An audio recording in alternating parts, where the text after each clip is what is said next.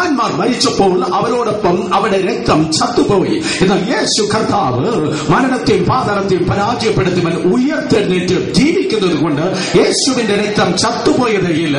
ഇന്ന് രാത്രിയിലും യേശുവിന്റെ രക്തം അത് സംസാരിക്കുന്ന രക്തം.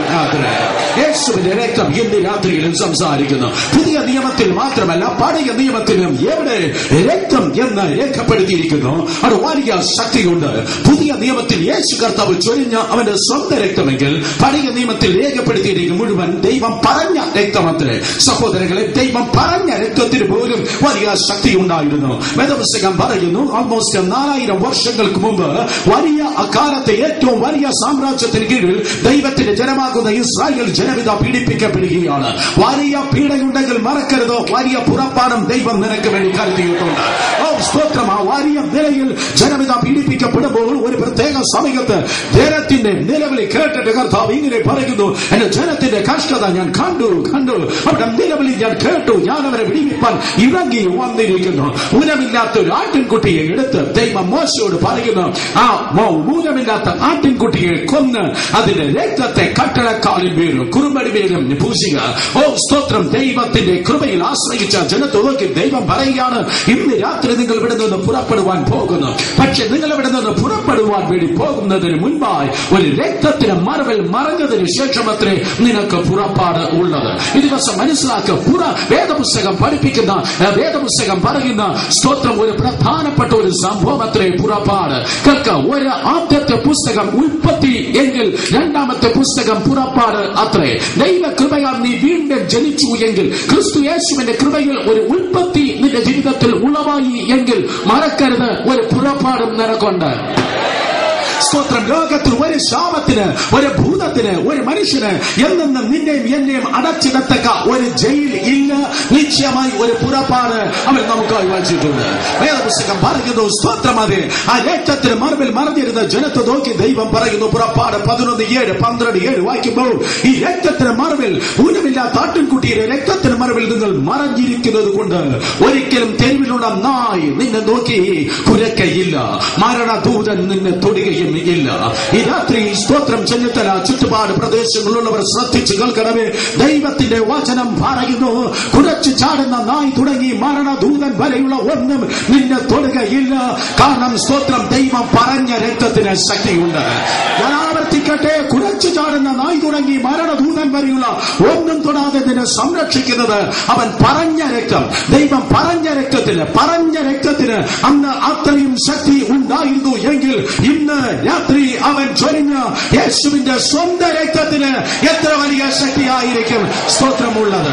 ഹല്ലേലൂയ. അടുത്തിരിക്കുന്നവർക്ക് കൈ കൊടുത്ത് പറഞ്ഞോട്ടെ, യേശുവിന്റെ രക്തത്തിന് ശക്തിയുണ്ട്. ഒന്ന് പറഞ്ഞാട്ടെ, യേശുവിന്റെ രക്തത്തിന് ശക്തിയുണ്ട്. ഹല്ലേലൂയ.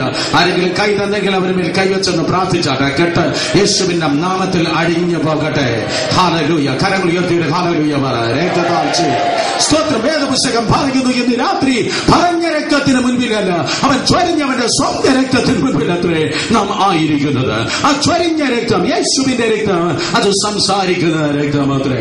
കാൽവരി ക്രൂസിൽ മാത്രമല്ല യേശു കർത്താവ് നമുക്ക് വേണ്ടി രക്തം ചൊരിഞ്ഞത് എന്ന് വേദപുസ്തകം പഠിപ്പിക്കുന്നു. പ്രധാനമായി ദൈവത്തിന്റെ വചനം പറയുന്നു, 4 പ്രധാനപ്പെട്ട സ്ഥലങ്ങളിൽ യേശുവിന്റെ രക്തം നമുക്കായി ചൊരിയപ്പെടുകയുണ്ടായി. ആ 4 സ്ഥലങ്ങളിൽ ചൊരിയപ്പെട്ട രക്തം 4 പ്രധാനപ്പെട്ട കാര്യങ്ങളെ ഈ രാത്രി നിന്നോട് സംസാരിക്കുന്നു. ഒന്നാമതായി യേശുവിന്റെ രക്തം എവിടെയാണ് ചൊരിയപ്പെട്ടത്? കടന്നു വന്നാട്ടെ, ലൂക്കോസ് വിശേഷം 22-ാം അധ്യായം അതിന്റെ 44-ാം വാക്യം വായിക്കുമ്പോൾ, യേശു കർത്താവിന്റെ പരസ്യ ശുശ്രൂഷ വേളയ്ക്ക് ശേഷം അവരുടെ ഗദശമന തോട്ടത്തിൽ കയറിപ്പോയി പ്രാർത്ഥിച്ചിരിക്കുന്നു. 3.5 വർഷം യേശുവിന്റെ ശുശ്രൂഷ നോക്ക്. അത് അവൻ നന്മ ചെയ്തും കൊണ്ട് ചുറ്റി സഞ്ചരിച്ചു. യേശു വാക്കുകൊണ്ടും പ്രവൃത്തി കൊണ്ടും ആർക്കും തിന്മ ചെയ്തതേയില്ല. ശ്രദ്ധിക്ക, യേശുവിന്റെ കൈ തിന്മയുടെ കൈയല്ല, യേശുവിന്റെ കൈ നന്മയുടെ കൈ. യേശു തൊട്ട് ആരും വേദനിച്ചില്ല, യേശു പറഞ്ഞ് ആരെയും കുത്തി വേദനിപ്പിച്ചില്ല. യേശുവിന്റെ കൈ നന്മയുടെ കൈ. യേശു തൊട്ട് ആരും കരഞ്ഞില്ല. യേശു തൊട്ട് എല്ലാവരെ കണ്ണുനീർ മാറിയതേയുള്ളൂ. ഓ കമോൺ, ഹല്ലേലൂയ, സ്തോത്രം. നീ ആമേൻ. നോക്ക, യേശുവിന്റെ ശുശ്രൂഷയാദത്തിൽ അവൻ നന്മ ചെയ്തുകൊണ്ട് ചുറ്റി സഞ്ചരിച്ച് 3.5 വർഷത്തെ ശുശ്രൂഷയ്ക്ക് ശേഷം ഗദശമന തോട്ടത്തിലേക്ക് കയറിപ്പോയി യേശു കർത്താവ് പ്രാർത്ഥിക്കുകയാണ്. വേദപുസ്തകം പറയുന്നു, യോഹന്നാൻ 18:4 വായിക്കുമ്പോൾ യേശുവിനും ഒരു ഗദശമന തോട്ടം കയറിപ്പോയി പ്രാർത്ഥിപ്പാൻ ഉണ്ടായിരുന്നു. ഇന്ന് രാത്രി നിങ്ങൾ ഒരു അപ്പോസ്തലനായിരിക്കാം, പ്രവാചകനായിരിക്കാം, പാസ്റ്ററായിരിക്കാം, വിശ്വാസിയായിരിക്കാം. സഭയിൽ എവിടെയാണ് നീ ഇരുന്നാലും മറന്നു പോകരുത്. വേണ്ട വേണ്ട എന്ന് വിചാരിച്ചാലും ചില ഗദശമനകൾ നിന്റെ ജീവിതത്തിലും ദൈവം ഒരുക്കിയിട്ടുണ്ട്. ശാസിച്ചാലും ഭർസിച്ചാലും പോകത്തില്ല. നിന്റെ തിന്മയ്ക്കായിട്ടല്ല, നിന്റെ നന്മയ്ക്കായി ചില ഗദശമനകളെ ദൈവം ഒരുക്കിയിട്ടുണ്ട്. ഈ രാത്രി ഞാൻ പ്രസംഗിക്കുന്നത് ദരിദ്ര സുവിശേഷമല്ല, സമൃദ്ധി സുവിശേഷമല്ല, കർത്താവ് യേശുവിന്റെ സുവിശേഷം മാത്രമേ.